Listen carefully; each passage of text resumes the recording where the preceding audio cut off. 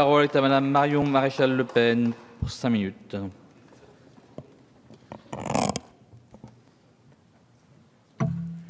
Merci Monsieur le Président, Madame le Ministre, chers collègues.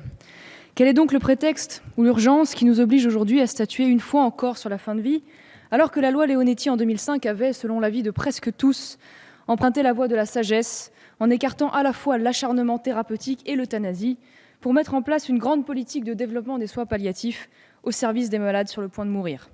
Ce qui semblait être sagesse en 2005 ne le serait plus en 2015, et pour cause, la gauche, avec la complicité de la droite, toujours si servile à l'égard de quelques groupuscules idéologues, veut briser l'un des derniers principes fondamentaux de la société, celui du vrai vivre ensemble, à savoir l'interdiction de donner la mort à autrui.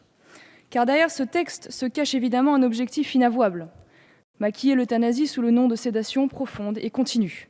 La sédation est un soin de confort encadré aujourd'hui très précisément par la Société française d'accompagnement et de soins palliatifs. La sédation répond déjà ainsi aux situations d'hémorragie massive, de détresse respiratoire majeure, de situations d'angoisse extrême. Celle-ci ne concerne en réalité que 2% des malades en fin de vie que l'on parvient à soulager par ces traitements, le plus souvent de manière intermittente ou transitoire.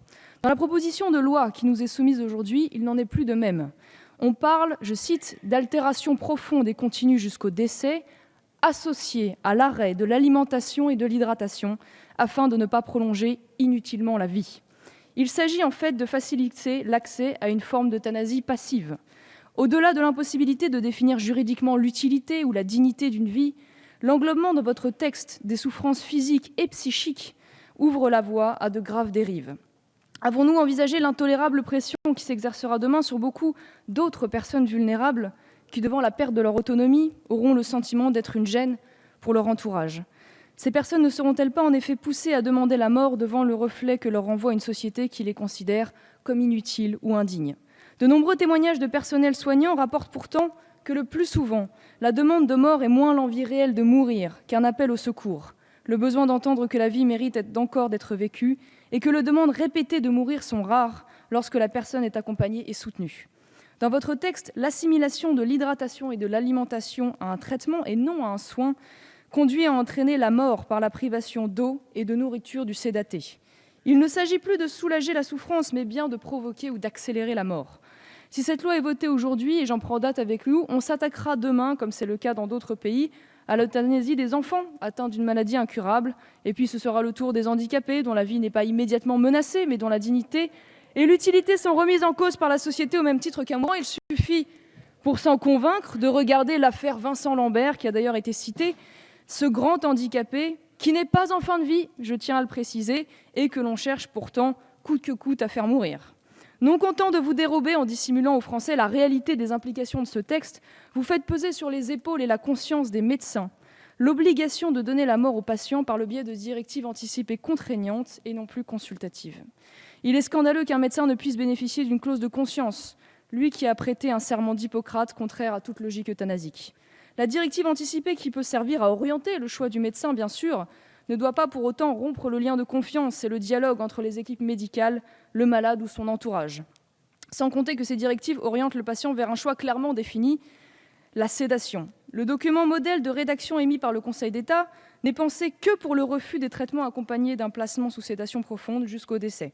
Le patient ne peut pas demander une sédation intermittente, l'arrêt du seul traitement thérapeutique ou le recours aux soins palliatifs.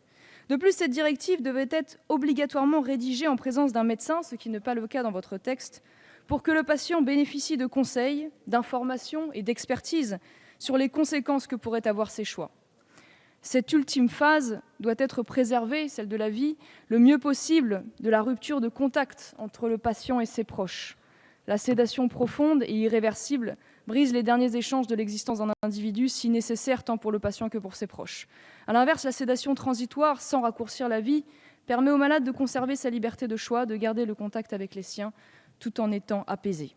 Les soins palliatifs, marginalisés dans votre proposition, apparaissent pourtant comme la meilleure solution pour conserver cette dignité chère à tous sur ces bancs. Les services palliatifs sont encore trop peu développés en France, tout le monde s'accorde là-dessus. 80% des médecins ne sont pas formés aux techniques de soulagement et de la souffrance. Les unités de soins palliatifs se concentrent dans seulement 5 régions métropolitaines. Et pourtant, rien n'est fait dans ce texte pour pallier à ces carences.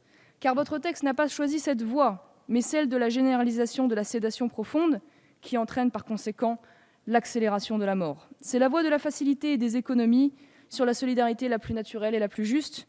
Je ne serai pas complice, moi et Gilbert Collard, de ce naufrage médical, institutionnel et éthique. Merci Madame Maréchal Le Pen.